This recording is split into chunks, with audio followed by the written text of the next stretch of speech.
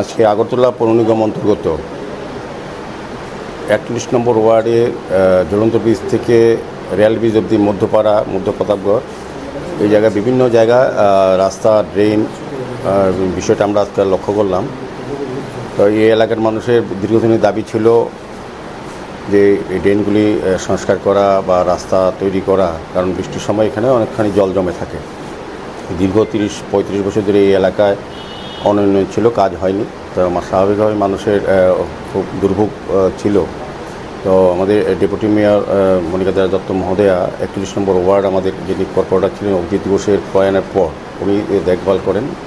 তো আজকে ওনার আহ্বানে মূলত এই এলাকার যারা জনগণ তাদেরকে সঙ্গে নিয়ে আমরা ভিজিটে বেরিয়েছি। আমাদের সঙ্গে ডেপুটি মেয়র মনিকা দত্ত মহোদয়া আছেন, আমাদের সাউথ জোনালের চেয়ারম্যান অভিজিৎ মল্লিক মহোদয় আছেন, আমাদের আগরতলা মিউনিসিপ্যাল কর্পোরেশনের মাননীয় কমিশনার আছেন, এবং আমাদের এডিশনাল কমিশনার পূর্ত দপ্তরের সুপারিনটেন্ডেন্ট ইঞ্জিনিয়ার সহ বিভিন্ন এক্সিকিউটিভ ইঞ্জিনিয়ার, এসটি ইঞ্জিনিয়ার, আমাদের জোনাল এসিস্ট্যান্ট কমিশনারগণ সহ বিভিন্ন আধিকারিক নিয়ে আমরা একটা উচ্চ ক্ষমতা সম্পন্ন বলবো। সেক্ষেত্রে কাজের দিক থেকে আমরা বেরিয়েছি, দেখেছি, মানুষের সঙ্গে কথা বলেছি। তো চেষ্টা করব যত দ্রুত সম্ভব কাজগুলি করা যায় কিনা। যেহেতু দীর্ঘদিনের সমস্যা, কিছুটা সময় দিতে হবে। এতদিনের কাজ তার ইচ্ছেগুলি এই 1 মাসের মধ্যে শেষ করা যাবে না বা 2 মাসের মধ্যে। তবে বর্ষার মধ্যে যতটা তাদেরকে রিলিফ দেওয়া যায় সেই চেষ্টা করা হবে মূলত। তো আমরা 42 নম্বর ওয়ার্ড ভিজিটে যাবো এখনই। তো সেখানেও কিছু কিছু জায়গা আমরা পরিদর্শন করব।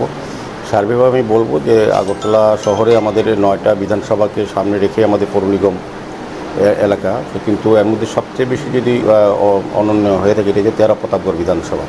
তো আমি অনেকবারই এই বিধানসভায় বিভিন্ন ওয়ার্ডে ভিজিট করেছি, সবগুলোই দেখলাম যে দীর্ঘদিন কাজ হয়নি। তো আমাদের সরকার আসার পর কিছুটা কাজ করার চেষ্টা করা হয়েছে, কিন্তু অনেক কাজ এখনও বাকি আছে। কারণ প্রতাপগড় বিধানসভা এমনিতেই জনসংখ্যা বা এরিয়া বড়, সেক্ষেত্রে কাজের সমস্যাও অনেক বেশি, মানুষের চাহিদাও বেশি।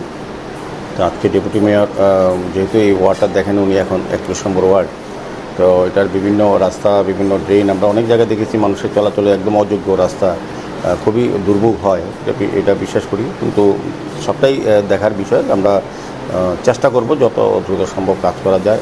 আমাদের কমিশনার সাহেবও দেখেছেন, আমাদের এডিশনাল কমিশনার আছেন, উনি জল বোর্ডের আছেন, টুডারও আছেন, দায়িত্বে আছেন, এসিস্ট্যান্ট জোনাল কমিশনার, আমাদের সাউথ জোনাল চেয়ারম্যান দেখেছেন, আমাদের পূর্ত দপ্তরে যিনি সুপারিনটেন্ডেন্ট ইঞ্জিনিয়ার রতনবাবু আছেন, এবং অন্যান্য আধিকারিকরা আমাদের পৌর নিগমের সবাই আছেন। তো সার্বিকভাবে আমি বলবো যে সারা আগরতলা শহরের সঙ্গে প্রতাপগড় এই বিধানসভা অন্তর্গত জায়গায়ও আমরা কাজগুলি করার চেষ্টা